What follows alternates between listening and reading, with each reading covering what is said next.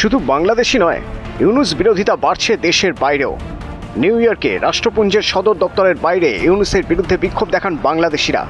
ধর্মীয় সংখ্যালঘুদের উপর অত্যাচার এবং বাংলাদেশ জুড়ে মৌলবাদীদের দাপট বেড়েছে ইউনূস জমানায়।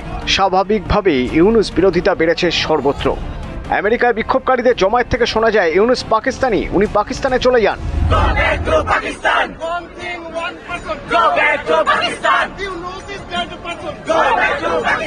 You don't belong to Bangladesh. You belong to Pakistan. Go back to Pakistan.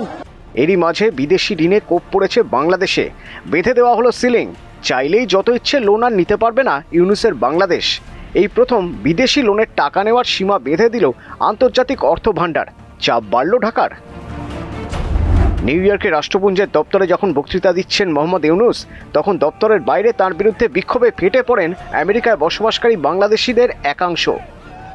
Mr. Yunus is the poster child of the West, but he's actually harming the interest of the West by promoting the fundamentalist Islamist group in Bangladesh and promoting China in Bangladesh. Protest against Dr. Yunus, who is making Bangladesh a Taliban country, a terrorist country. Our Hindus not safe in Bangladesh anymore. So we want justice and we want these terrorists, their Fasibat, their Islamic fundamental. We want step down from the Bangladesh.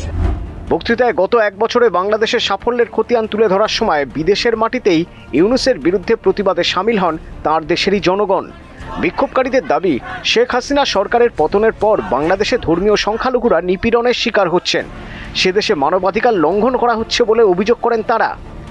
এরই মাঝে বিদেশ থেকে নেওয়া টাকার উপর নজরদারি বাড়ালো সংস্থা। এখন বিদেশ থেকে সর্বোচ্চ কত টাকা ঋণ নিতে পারবে বাংলাদেশ? ভারতীয় মুদ্রায় ৭৪,০০০ কোটি টাকার বেশি লোন বিদেশ থেকে নিতে পারবে না বলে জানানো হয়েছে। এর আগে বাংলাদেশের উপর কোনো বিধিনিষেধ ছিল না। IMF জানিয়েছে বহিরাগত ঋণের ঝুঁকি নিয়ন্ত্রণ করতেই এই পদক্ষেপ। আর এতেই চাপ তৈরি হয়েছে বাংলাদেশের অন্তর্বর্তী সরকারের প্রধান উপদেষ্টা মোহাম্মদ ইউনূসের উপর। নোবেলজয়ী বাংলাদেশের অন্তর্বর্তী সরকারের প্রধান উপদেষ্টা ইউনূস শুক্রবার রাষ্ট্রপুঞ্জে বলেন, স্বচ্ছতা, নিরপেক্ষতা ও আইনের শাসন প্রতিষ্ঠার লক্ষ্যে সংস্কারের কাজ চালাচ্ছে বাংলাদেশের অন্তর্বর্তী সরকার। তার দাবি, দলমত নির্বিশেষে ঐক্যমত্যের ভিত্তিতেই দেশের গণতান্ত্রিক ও প্রশাসনিক সংস্কারের কাজ চলছে। কিন্তু বাংলাদেশের অগ্রগতির ধারা বিবরণের ঠিক উল্টো ছবি প্রকাশ পেল নিউ ইয়র্কের রাষ্ট্রপুঞ্জের সদর দপ্তরের বাইরে। বাংলাদেশে সংখ্যালঘু হিন্দু এবং অন্য ধর্মের মানুষদের উপর অত্যাচার করা হচ্ছে বলে প্রতিবাদে সরব হন বাংলাদেশিরা। বিক্ষোভকারীদের অভিযোগ, ইউনূসের মদতে মৌলবাদ মাথাচাড়া দিচ্ছে বাংলাদেশে। এই কারণে বহু মানুষ, মূলত সংখ্যালঘুরা, বাংলাদেশ ছাড়তে বাধ্য হচ্ছেন বলেও দাবি করেছেন বিক্ষোভকারীরা। Minorities, all the Hindus and other religious people were brutally killed since 5th of August. You know, millions of people had to leave their country, especially Hindus. They were brutally killed on the street. Army League worker, a student league worker, and everyone.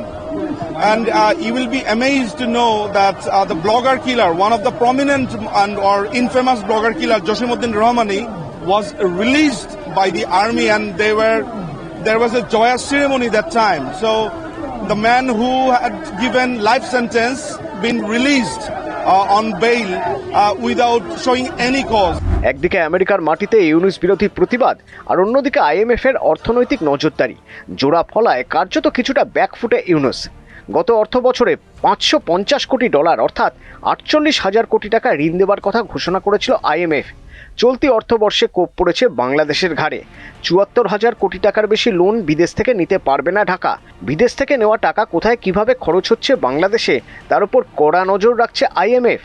সাধারণ নির্বাচনের আগে বাংলাদেশের উপর অর্থনৈতিক চাপ এবং দেশের বাইরে ইউনূসের বিরোধিতা রাজনীতিকে কোন দিকে নিয়ে যাবে সেটাই দেখার।